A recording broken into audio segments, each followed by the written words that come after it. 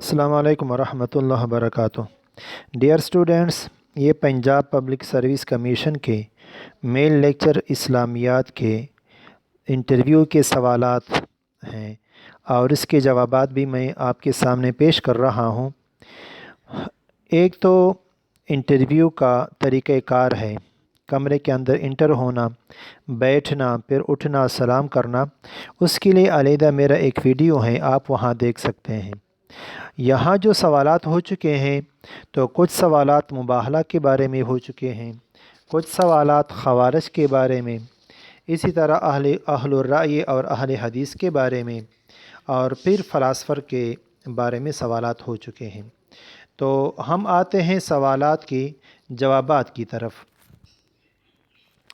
پہلا سوال جو ہے وہ یہ ہے، مباہلہ کا تذکرہ کس صورت میں بیان ہو چکا ہے یا بیان ہوا ہے؟ تو پارہ نمبر 3 تلک الرسل، جو پارہ ہے، سورت کا نام ہے آل عمران، آیت نمبر 61 میں مباہلہ کا ذکر آ چکا ہے۔ آیت اس طرح ہے، اعوذ باللہ من الشیطان الرجیم، بسم اللہ الرحمن الرحیم، فمن حاجک فیہ من بعد ما جاءک من العلم فقل تعالوا ندع ابناءنا وابناءکم ونساءنا ونساءکم وانفسنا وانفسکم ثم نبتہل فنجعل لعنۃ اللہ علی الکاذبین۔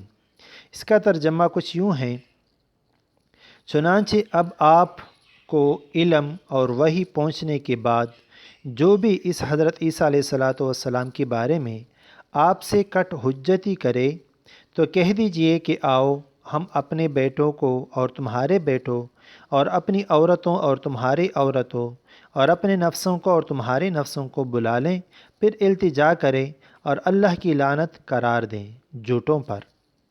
یہ ہے مباہلہ کا جو آیت ہے قرآن مجید میں۔ اصل میں یہ نصارہ جو تھے نجران کے علاقے کی، ان کے ساتھ ہو چکا تھا۔ اچھا، دوسرا سوال وہ یہ ہے، مباہلہ کیا ہے؟ مطلب کیا ہے مباہلے کا؟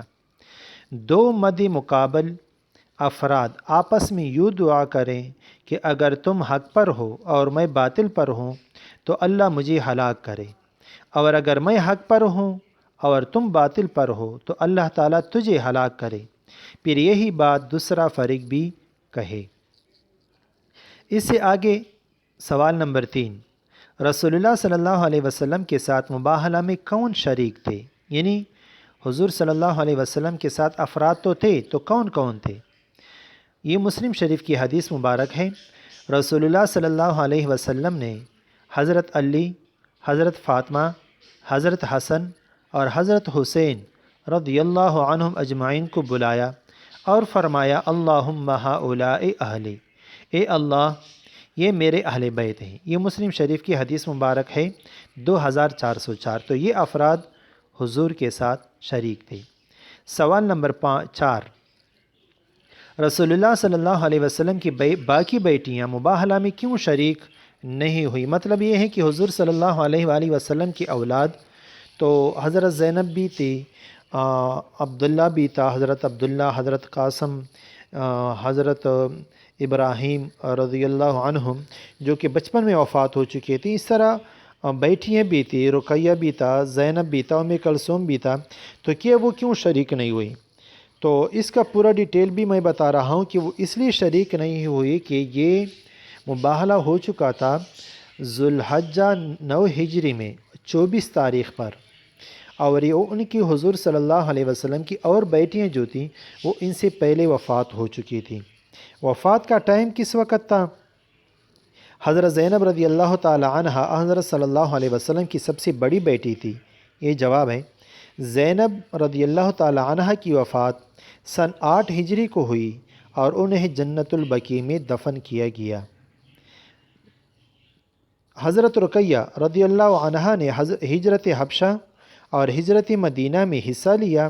ان کی وفات سن 2 ہجری کو ہوئی اور انہیں بھی جنت البقیع میں دفن کیا گیا۔ اور ایک بیٹی حضرت کلثوم تھی، ام کلثوم رضی اللہ تعالی عنہ کی وفات سن 9 ہجری میں ہوئی اور جنت البقیع میں سپرد خاک کیا گیا۔ لہذا یہ ساری بیٹیاں مباہلہ کے واقعے سے پہلے وفات ہو چکے تھے۔ سوال نمبر 5، خوارج کا ظہور کیسے اور کب ہوا؟ اس کا جواب یہ ہے، یہ لوگ حضرت علی رضی اللہ تعالیٰ عنہ کی فوج سے اس بنا پر علیحدہ ہو گئے کہ انہوں نے حضرت امیر معاویہ کی ثالثی کی تجویز منظور کر لی تھی۔ اس کے ساتھ ساتھ خارجیوں کے خیال میں حضرت علی رضی اللہ تعالیٰ عنہ نے امیر معاویہ کے رضی اللہ تعالیٰ عنہ کے ساتھ جو معاہدہ کیا تھا، اس کے مطابق وہ اب امیر المؤمنین نہیں رہے تھے۔ اور یہ کب ہوا تھا؟ جنگ صفین کے موقع پر یہ سب سے پہلے نمودار ہوئے تھے، جو کہ جنگ صفین پر حضرت امیر معاویہ اور حضرت علی رضی اللہ تعالیٰ عنہ کے درمیان یہ اس پر صلح ہو گئی کہ درمیان میں ایک ثالث مقرر کریں گے۔ تو اس پر خوارج علیحدہ ہو گئے اور انہوں نے کہا کہ ان الحکم الا للہ، حکم بنانا، ثالث بنانا یہ صرف اللہ تعالیٰ کی ذات ہے، لہذا انہوں نے دونوں کو نعوذ باللہ کافر قرار دیا اور دونوں کو واجب القتل قرار دیا۔ سوال نمبر 6، خوارج کے عقائد کیا ہیں؟ جواب، ان کا عقیدہ تھا کہ دینی معاملات میں انسان کو حاکم بنانا کفر ہے، اور جو لوگ ایسے فیصلوں کو تسلیم کرتے ہیں وہ واجب القتل ہیں۔ اس لیے انہوں نے کہا کہ امیر معاویہ اور حضرت علی دونوں واجب القتل ہیں رضی اللہ عنہما۔ تو ان کا یہ عقیدہ تھا۔ آگے سوال نمبر 7، اہل الرائے اور اہل حدیث میں کیا فرق ہے؟ عام طور پر اہل حدیث سے یہی لوگ مراد لیتے ہیں جو غیر مقلد، مثال کے طور پر لیکن اصل میں جو اس کا حقیقت ہے وہ یہ ہے۔ جواب یہ ہے، اہل الرائے اور اہل حدیث میں فرق یہ ہے کہ عراق میں اجتہاد اور رائے کا استعمال بہت زیادہ تھا، چنانچہ اہل عراق کثرت سے اصولوں پر تفریع کر کے نئے مسائل کا استنباط کرتے۔ اس کے برعکس حجاز میں رائے اور اجتہاد کی بجائے حدیث کی تعلیم زیادہ ہوتی تھی۔ اہل حجاز صرف پیش آمدہ مسائل کے بارے میں رائے کا اظہار کرتے اور بغیر ضرورت کے تفریعات کرتے، اور نہ ہی مسائل کو فرض کر کے اس پر بحث کرتے، جس کا نتیجہ یہ ہوا کہ اہل عراق رائے کو زیادہ استعمال کرنے کی وجہ سے اہل الرائے اور اہل حجاز اہل حدیث کے نام سے مشہور ہوئے۔ مختصر جواب یہ کہ اہل عراق والوں کو اہل الرائے کہا جاتا تھا اور اہل حجاز والوں کو اہل حدیث کہا جاتا تھا۔ سوال نمبر 8، کہ یہ دونوں متضاد ہیں؟ نہیں، یہ دونوں متضاد نہیں ہیں۔ سوال نمبر 9، امام رازی کے رحمۃ اللہ علیہ کے اسلوب کو عصر حاضر میں کیسے اپنایا جا سکتا ہے؟ اس کا جواب یہ ہے کہ فقہی مسائل میں شافعی مسلک کی ترجمانی ہوتی ہے۔ مطلب یہ ہے کہ امام رازی رحمۃ اللہ علیہ شافعی المسلک تھے، جو انہوں نے تفسیر کبیر لکھی ہے اور مشہور تفسیر کبیر کے نام سے ہے، اصل میں اس کا نام مفاتیح الغیب ہے۔ تو اس تفسیر میں معتزلہ جو جبریہ ہے اور قدریہ ہے، یہ جبری لکھ چکا ہے لیکن اصل میں یہ جبریہ ہے، قدریہ کا بہت رد کیا گیا، آیات کا شان نزول بیان کیا گیا اور احادیث کا بھی ذکر کیا گیا ہے، آیات سے عمدہ اور نفیس نکات کا استنباط کیا گیا ہے۔ تو ان کا اسلوب تو فلسفیانہ تھا، لہٰذا آج اسی فلسفیانہ اور سائنسی تحقیق کے مطابق قرآن مجید کی تفسیر اگر کی جائے تو عصر حاضر کا تقاضا پورا ہو جائے گا۔ مطلب یہ ہے کہ ان کا بھی اسلوب جو تھا وہ فلسفیانہ تھا، وہ ایسے طرز پر تھا کہ منطقی اصولوں پر تھا، تو اسی وجہ سے آج بھی ان کے اگر اصولوں کو اپنایا جائے۔ سوال نمبر 10، روسوں کی ماڈرن تھاٹس کیا ہے؟ یہ تھوڑا تاریخ اس کے ساتھ تعلق رکھتا ہے، ایک نظریے کے ساتھ۔ ژاک روسو اس کا نام ہے پورا، 1712 میں پیدا ہو چکے ہیں، 1778 میں وفات ہیں، جس کی تحریریں میں تھوڑا مختصر کرتا ہوں، جس کی تحریریں فرانس میں انقلاب برپا کرنے کا سبب بنی۔ جینوا میں پیدا ہوا، 1762 میں معاہدہ عمرانی لکھی۔ یہ اصل میں ان کے تھاٹس ہیں، معاہدہ عمرانی جو لکھی، جس میں حکومت اور معاشرے کی اصولوں پر تبصرہ کیا۔ وہ کہتے ہیں کہ انسان فطری طور پر آزاد اور نیک پیدا ہوا ہے، یہ اس کا نظریہ تھا۔